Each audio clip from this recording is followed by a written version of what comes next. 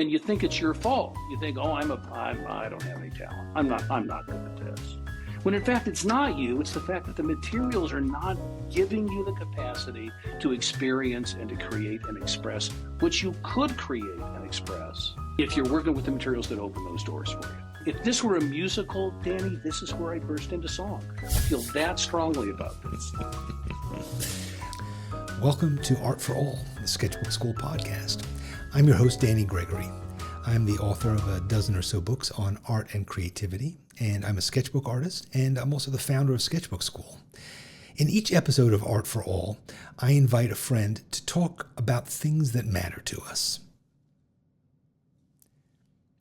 It's the sort of unhurried conversation we don't get enough of these days, and I hope you'll enjoy it with us. Today, I'm going to be talking to David Pyle. David is an author, a publisher, a prize-winning watercolor painter, and he's been working in and around the art supply world for decades. He teaches at Colorado State University and also at Sketchbook Skool. He also has a degree in chemistry, which comes in handy when it comes to explaining how pigments bond to paper. David knows everything about everything related to art supplies, and I always learn so much from talking to him.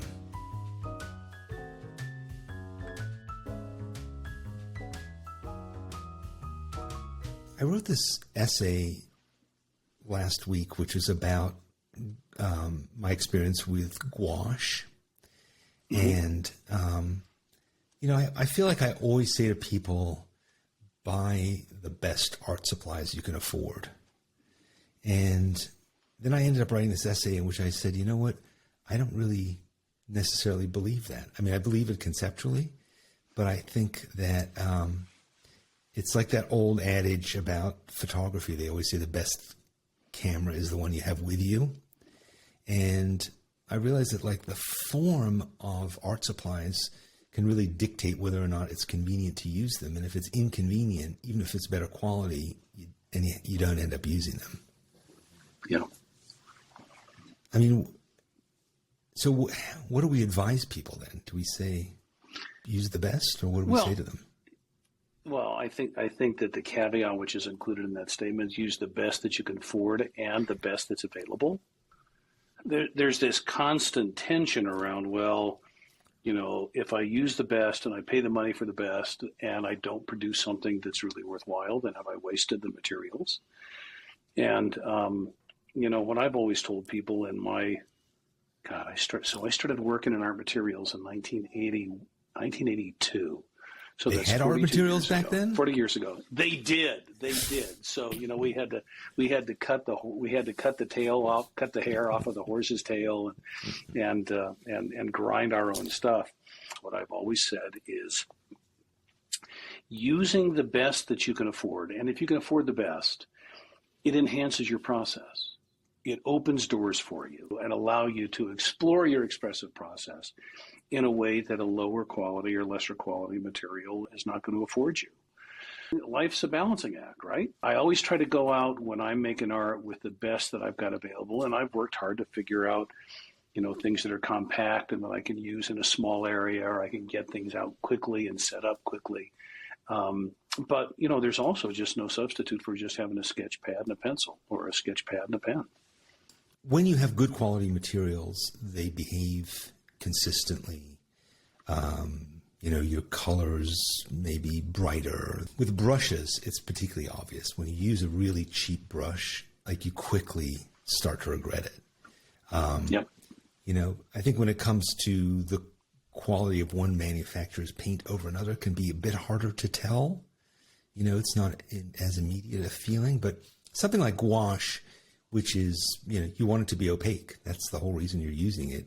Yeah. And an inferior quality one with, I guess it's the binders that are the issue, or is it the pigment? I'm not sure what the it's the binders, and it's the pigment, and it's other stuff that gets added in. So in color, yes, you're absolutely right. Once you're talking artist quality, whatever nomenclature that you want to use, or professional quality, there are the differences from different high quality manufacturers start to become a matter of preference. Winsor Newton is fabulous. Holbein makes terrific artist quality colors. In watercolor, Daniel Smith, Golden.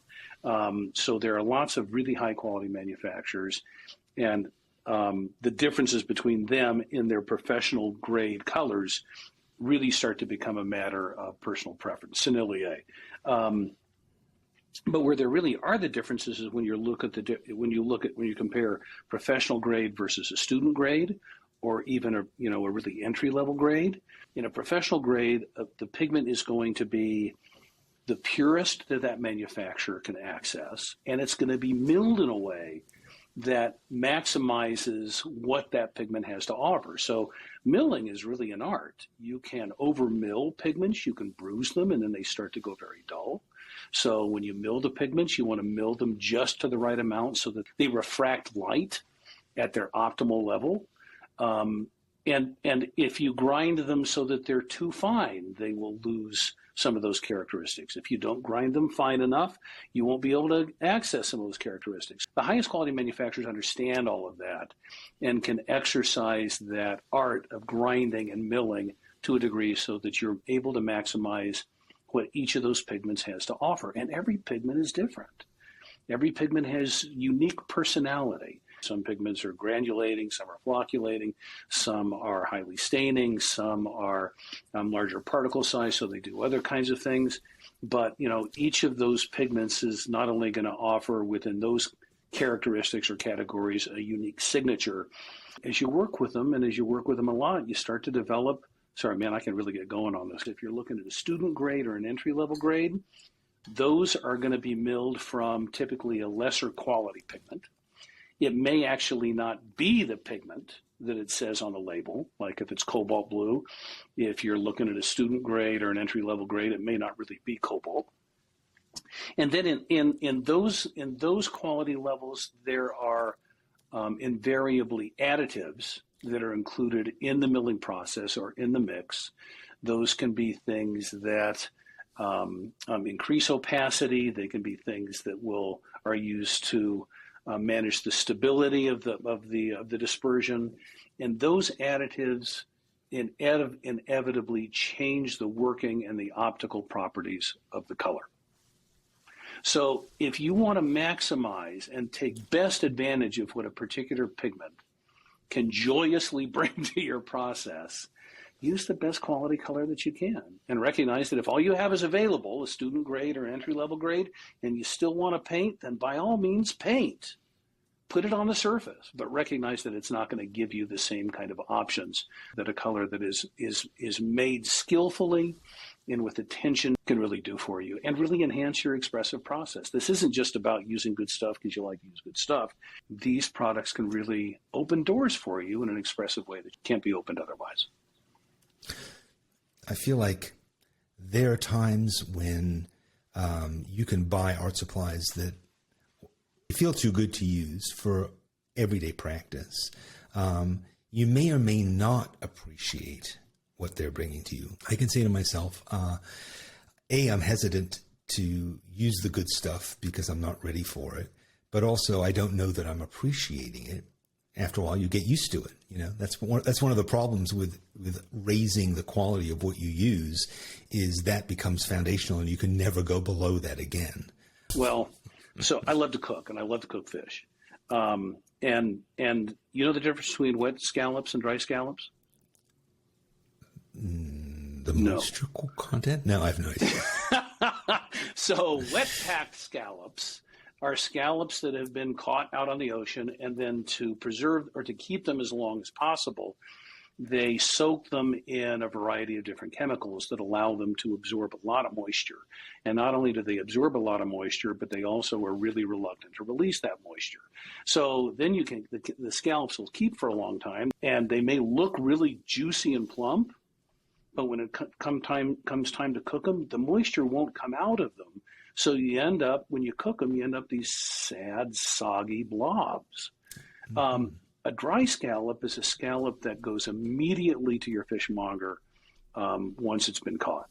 And it will release the moisture, and when you cook it, you get that gorgeous, crisp sear.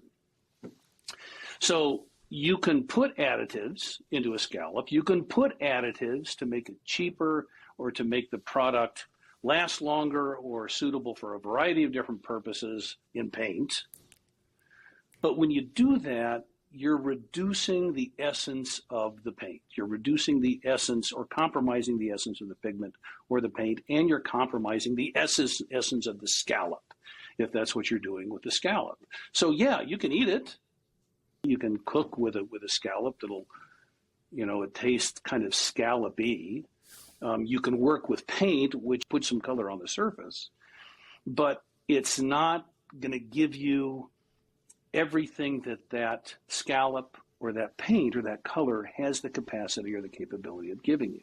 Now, I think the question around, am I ready? Should I spend the money on that? It's like, if a tree falls in the forest, does anybody hear it? If you buy a really great quality product and you don't use it, then what's the point? I believe that a great quality paint or a great quality brush or a great quality surface, and I can talk forever about paper too. If you're just getting started or you're, in the beginning of your career with this stuff, you will learn things from working with high quality materials that you can't learn if you're not using the materials that give you those doors to go through. So I'd say it is absolutely not a waste. And in fact, in many ways, it is less wasteful. It is more rewarding as a starting artist or somebody who's just on the beginning of their pathway with this to work with the good stuff, because you see things and you experience things and you have epiphanies that you could never have if you're not working with good quality color or good quality. If you're working with watercolors that won't granulate, that won't flocculate, that won't stain, that won't give you those personalities that come with each of those pigments, every color is the same. Every color mix is the same. You don't find that there are some colors that have much greater tinting strength than others.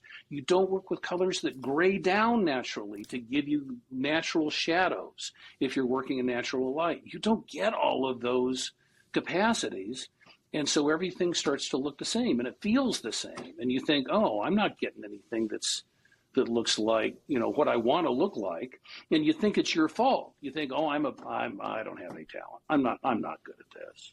When in fact it's not you, it's the fact that the materials are not giving you the capacity to experience and to create and express what you could create and express if you're working with the materials that open those doors for you. It's also like working with musical instruments. Do you play anything? No. I think we've had this talk before.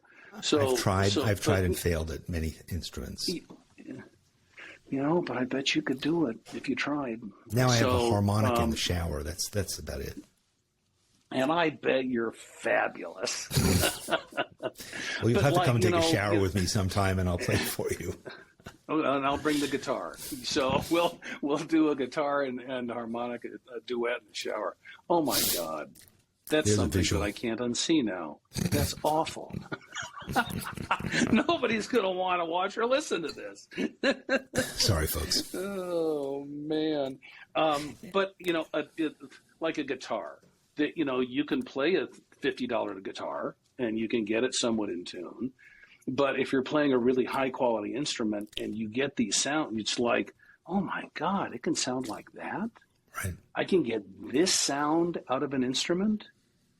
And all of a sudden opens doors for you, opens vistas for you and opportunities for you that you could never have if you didn't have that experience with a tool that gives you that capacity. If this were a musical, Danny, this is where I burst into song. I feel that strongly about this. I mean, I've definitely had that experience where you use something and you say, oh, that's how they do that. Right? I've had that experience, particularly like with watercolors, where you say, oh yeah, that's that effect. That's that thing. I assumed that was something I had to learn or something. But then and I mean, even a simple thing like watching somebody loading a brush. I've had this experience several times where we've filmed, a class or a workshop with an artist, and they have what seems to be like way juicier palettes than I've ever experienced. And they dip their brush in once and it just loads up with all this color. And I think, wow, how did they do that? And then I'm used to sort of like, miserly scraping away at something, and it just never does that. And I just didn't understand that that's a really good brush, or those are really good, properly maintained watercolors as opposed to some dry, dusty old thing I pulled out of the closet. Yeah. Yep. Don't assume that it's you. It could very well be the materials that are getting in your way. Give yourself credit. Don't shut yourself down. And maybe just try it. Just try it. I mean, invest in 2 tubes of paint and compare it with what you have on hand now, right?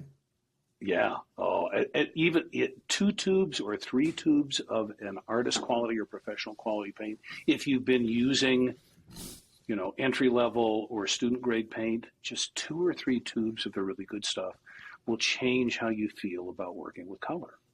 And you can do that with great quality color. You can buy, the 3 colors for mixing. You can buy the 3 primaries, red, blue, yellow, and you can get some amazing things happen with just those 3 colors. And then you compare that with what you were working with before. Wow, kapow. Wow. Well, I hope you learned something from David today. He is the Art Geek's Art Geek. In fact, that's the name of his class in our Spark membership program. I also recommend his YouTube channel, Creative Energy with David Pyle. I'll give you details on where to find it in the show notes and in the description on YouTube. Thanks for joining me. I'll see you next time with more Art for All.